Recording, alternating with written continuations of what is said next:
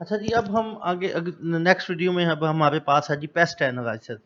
हमने इन्वायरमेंट के बारे में काफ़ी डिस्कस कर लिया। अब असल में इन्वायरमेंट में कौन कौन सी फोर्सेस होती हैं, वो जो एक्सटर्नल इन्वायरमेंट की फोर्सेस हैं वो कौन कौन सी हैं जो कंपनी पे अफेक्ट कर सकती हैं और डायरेक्टली इनडायरेक्टली अफेक्ट करती भी हैं। उसमें सबसे पहला एनालिसिस जो हमें एक्सटर्नल मिलता है वो है paste analysis. Paste analysis basically हम इसको पेस्टल भी कहते हैं, लेकिन नॉर्मली ये बहुत सारी बुक्स में पेस्ट एनालिसिस के तौर पे जाना जाता है। मसलन पॉलिटिकल फैक्टर्स कौन से हैं, इकोनॉमिक फैक्टर्स कौन से हैं, सोशियो कल्चरल फैक्टर कौन से हैं और टेक्नोलॉजिकल फैक्टर्स कौन से हैं। ऑर्गेनाइजेशंस जो हैं वो हमेशा एक्सटर्नल फैक्टर्स को कंसीडर करती हैं जब वो अपनी स्ट्रेटजी को डेवलप करती हैं, क्योंकि यही एक्सटर्नल फैक्टर्स जो हैं ये ऑर्गेनाइजेशन के इतने कंट्रोल में नहीं होते जितने इंटरनल फैक्टर्स होते हैं, बल्कि ये ऑर्गेनाइजेशन की जो पावर्स हैं वो उनसे वो ये बाहर होते हैं। ऑर्गेनाइजेशंस इनको डिफरेंट तरीके से डिफरेंट स्ट्रेटजीज के ज़रिए से इनको मैनिपुलेट करती है, इनको अपने हक में लाने की कोशिश करती है या इनको न्यूट्रल करने की कोशिश करती है। ये एक पहला एक हार्वर्ड का प्रोफेसर था 1967 में, फ्रांसिस एग्यूलर, उसने ये पेश किया था। ठीक है जी। Organizations are always considered external factors when develop their strategy. These external factors are generally called political, economic, social, and technological. A Harvard University professor, Francis Aguilar, presented in this one of their articles in 1916.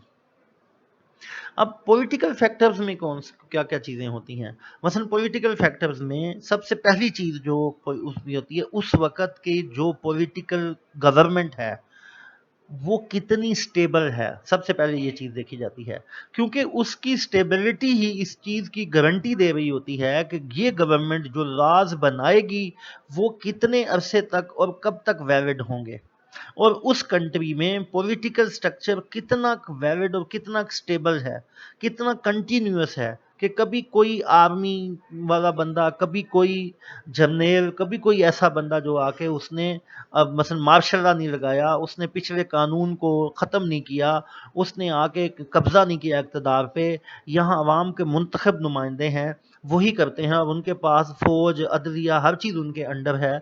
तो वहाँ लोग जो हैं, वहाँ दूसरे country से जो लोग आने वाले हैं, बिजनेसेस जो हैं वो ज़्यादा अच्छा चलते हैं। फिर हमें ये भी देखना पड़ता है कि कौन सी चीज़ उस पॉलिटिकल स्ट्रक्चर के अंदर कौन सा इकोनॉमिक सिस्टम है, वो इकोनॉमिक सिस्टम क्या है, मसलन वो कैपिटलिज्म है, वो सोशलिज्म है, वो उस हिसाब से भी वो चलता है। फिर हमें ये देखना पड़ता है कि डेमोक्रेसी कितनी है, मसलन कंट्रोल्ड गवर्नमेंट कितनी, जिस तरह रशिया में या वेनेजुएला में या शुमाली कोरिया में ये कंट्रोल्ड गवर्नमेंट्स हैं, उसके अंडर मसलन क्या होगा। भी कुछ चीज़ें जो पॉलिटिकल फैक्टर्स में आती हैं वो हमारे लिए कह देते हैं जी टैक्स पॉलिसी क्या है। ठीक है जी। उसके बाद क्या कहते हैं एम्प्लॉयमेंट के लॉज क्या हैं, कि मसलन अगर आप किसी को कितनी जल्दी किसी को नौकरी से फारग कर सकते हैं या कितनी जल्दी किसी को आप नौकरी पे रख सकते हैं, ये सारी चीज़ें जो हैं वो यहाँ पर देखी जाएंगी। जिस तरह अगर हम बात करें अमेरिका में यूएसए में आप बड़ी जल्दी किसी को जॉब पे रख देते हैं और बड़ी जल्दी उसको निकाल भी सकते हैं, लेकिन फ्रांस में ये राज बहुत सख्त हैं गवर्नमेंट की तरफ से भी।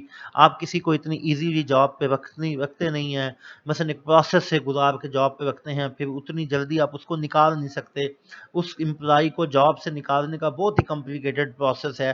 तो एम्प्लॉयमेंट के लॉज क्या हैं, इन्वायरमेंट के लॉज क्या हैं। मसलन कुछ कंट्रीज़ जो हैं, जिस तरह नॉर्डिक कंट्रीज़ हैं, जो जिसे हम Norway, Sweden, Denmark, Hungary, Finland, ये जो कंट्रीज़ हैं ये इन्वायरमेंटल लॉज पे बहुत ज़्यादा काम करते हैं। ये ऐसी कोई भी फर्म किसी भी फर्म को नहीं चलने देते जो उस इन्वायरमेंट को, उस सस्टेनेबिलिटी को, इकोलॉजी को ख़राब करती है, फ़ज़ा को ख़राब करती है। वो ऐसे किसी कंट्री से भी कोई चीज़ें नहीं लेते जहाँ लेबर लॉज या चाइल्ड लेबर या इस किस्म के लॉज के अगेंस्ट कोई चीज़ हो रही होती है। कंज्यूमर प्रोटेक्शन की कितनी तंजीमें बनी हुई हैं, वो राइट्स, कंज्यूमर के राइट्स को कैसे वो देख रही हैं, ये सारी की सारी उसमें होती हैं। Trade restrictions and trade tariffs, मसलन क्या ट्रेड के रूल्स हैं, क्या रिस्ट्रिक्शंस लगाई हुई हैं, किन किन प्रोडक्ट पे रिस्ट्रिक्शंस हैं, टैरिफ्स कितने हैं, टैक्सेस कितने हैं, ये गवर्नमेंट जो है वो कितनी सब्सिडीज दे रही है, पॉलिटिकल स्टेबिलिटी जिस पे मैंने पहले बात की, ये क्या है, ये सारी चीज़ें जो हैं वो डेमोक्रेसी में देखी जाती हैं। उसके बाद है जी इकोनॉमिक फैक्टर्स। इकोनॉमिक फैक्टर्स में आप ये देखते हैं कि जी क्या जीडीपी का रेट है, क्या इकोनॉमिक ग्रोथ चल रही है, गुड्स एंड सर्विसेज की क्या पोजीशन है उस कंट्री के अंदर, वेजेस क्या कहते हैं कितनी है लोगों की इनकम क्या है, उनकी सेविंग्स कितनी है, ये सारा कुछ वहाँ पे देख रहा होता है। और ये इकोनॉमिक कंडीशंस ही किसी भी कंपनी को किस उस कंट्री के अंदर उस बिजनेस को किसी भी कंट्री के अंदर लाने में इंपॉर्टेंट रोल अदा करते हैं। कि मसलन जिस तरह हम दुबई की बात करें तो वहाँ डेमोक्रेसी तो नहीं है इतनी, वहाँ है ही नहीं, मसलन वहाँ बादशाहत है, लेकिन वहाँ का इकोनॉमिक सिस्टम बहुत अच्छा है। तो दुनिया की बहुत सारी कंपनीज ने वहाँ अपने ऑफिस खोले हुए हैं, लोगों के पास पैसा है खर्च करने के लिए। तो जो इकोनॉमिक फैक्टर्स हैं ये भी एक ऐसी चीज़ हैं जो बिजनेस को किसी भी जगह से लेके आने में हेल्प आउट करता है।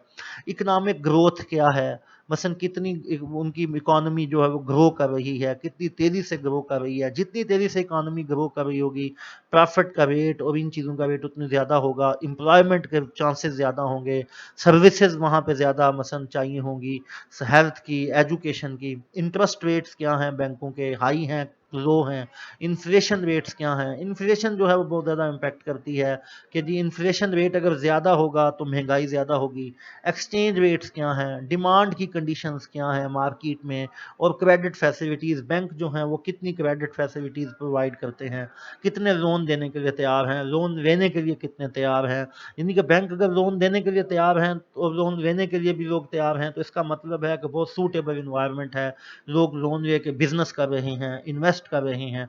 ये सारी चीज़ें यहाँ पे देखी जाती हैं। सोशल फैक्टर्स हैं कि जी सोशल फैक्टर बेसिकली ये देखता है आबादी का क्या तनासब है, किस तरह के लोग हैं, किस तरह का फैमिली स्ट्रक्चर है, क्या फैमिली की मसन यहाँ पे चीज़ें हैं, रिटायरमेंट वाले लोग कितने हैं, हेल्थ को कितना कॉन्शियस रहते हैं लोग, एजुकेटेड कितने हैं, फैमिली का सिस्टम कैसा है, ये सारा कुछ यहाँ पे, पॉपुलेशन का ग्रोथ रेट क्या है, एज डिस्ट्रीब्यूशन जो भी हमने कहा कि जी बूढ़े लोग कितने हैं, जनरेशन वाई जनरेशन जेड के लोग कितने हैं, कैरियर का क्या एटीट्यूड है, लोग अपने कैरियर बनाने के लिए कितनी मेहनत करते हैं, कितनी करेज है उनके दरमियान, क्या एजुकेशन का सेटअप है, सेफ्टी पे किस तरह वो क्या कहते हैं कि जी वो रूल्स पे कैसे कंप्रोमाइज़ करते हैं या नहीं करते, अपनी सेहत का कैसा ख्याल रखते हैं, कितने हेल्थ कॉन्शियस हैं, कितनी इनकम डिस्ट्रीब्यूशन है, मसलन अमीर और गरीब के दरमियान कोई गैप तो नहीं है, अगर गैप है तो कितना है।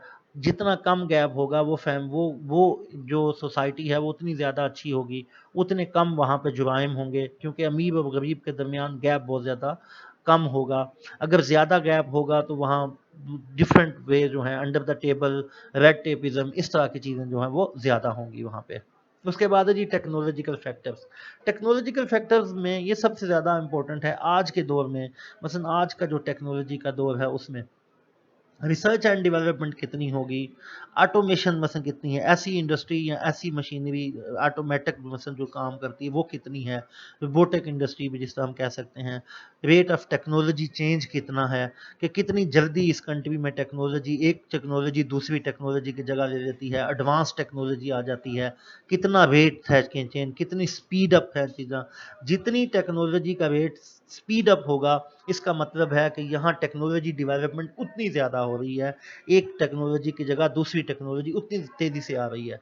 न्यू इन्वेंशन एंड डेवलपमेंट्स, कितनी नई इन्वेंशन और डेवलपमेंट्स हो रही हैं, कितने इंटेलेक्चुअल प्रॉपर्टी राइट्स आईपीआर जिसे हम कहते हैं रजिस्टर्ड हो रहे हैं।